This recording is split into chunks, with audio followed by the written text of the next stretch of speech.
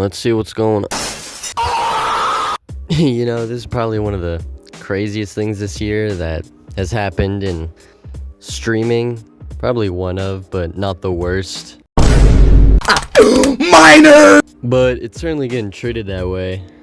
I'm sorry, this shit is actually, I don't know, for me this came out of nowhere. I just hopped on like Twitter and just saw it immediately. And the reason I'm talking about Sketch, which I don't really watch, but he's a popular streamer and he's a part of FaZe now, the new FaZe. And I don't know, I've seen some of his clips. It's kind of funny, but I don't really be watching streamers, so. But apparently what happened is Sketch, before becoming a streamer, did LGBTQ OnlyFans. What? Oh, I did not have sexual relations with that man. I'm just kidding. I did. Now, jokes aside, this is surprising as all hell because if you know him, and I mean, I've seen some of his stuff, so I kind of know how he acts. He just doesn't seem like the type of person to like do that sort of content. You like girls? Oh, I do. Okay. Love them. I like them all.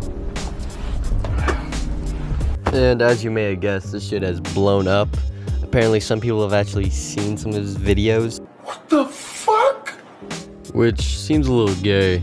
Which is what people are flaming him on. I mean, you can just go to his TikTok and check some things like Sketch, Stretched, Nice and Tight Brother, BBC Brother, bruh, is it in brother? And it just goes on and on and on like that. But he's also gotten a ton of support on Twitter from other FaZe members and his fans, and also on his TikTok as well. And mostly on Twitter, a lot of those people have been getting like shut down, and most people don't agree with making fun of him for it since he's changed. Some of the people that are supporting him are, you know, people like I said, the FaZe members like Lacey. I don't watch none of these guys. Lacey, Jinxie, I think that's how you say it. FaZe Rug, Kai Cenat, XQC. You know, just a lot of people just come out to support him. But he has been getting a lot of hate from the streamers nobody really likes and everybody knows like sucks. I mean, obviously he's gonna get made fun of and jokes are gonna be made, because that's just the way the internet is. But it's been a full-on hate train from Sneeko, Bruce Drop 'Em Off, and apparently just mostly people who associate with Aiden Ross. But the main focus of this video is to actually look at Sketch's response that he did. So yeah, let's just take a look at it.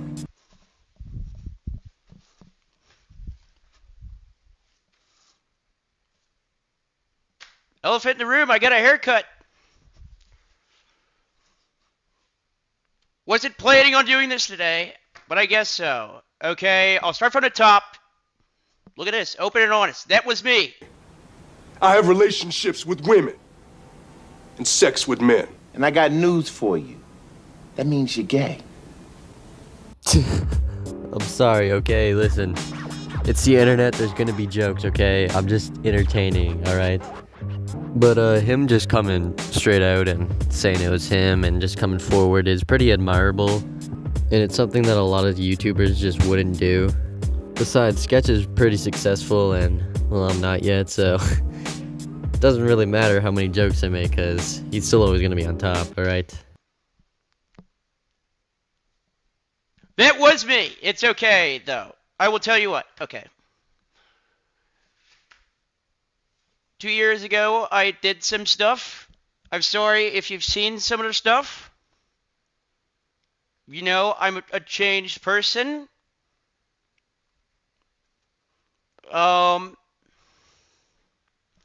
This is going worse than I thought it was.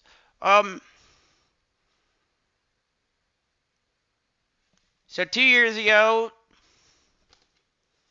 I did not have sexual relations with that man. I'm just kidding. I did. Possibly.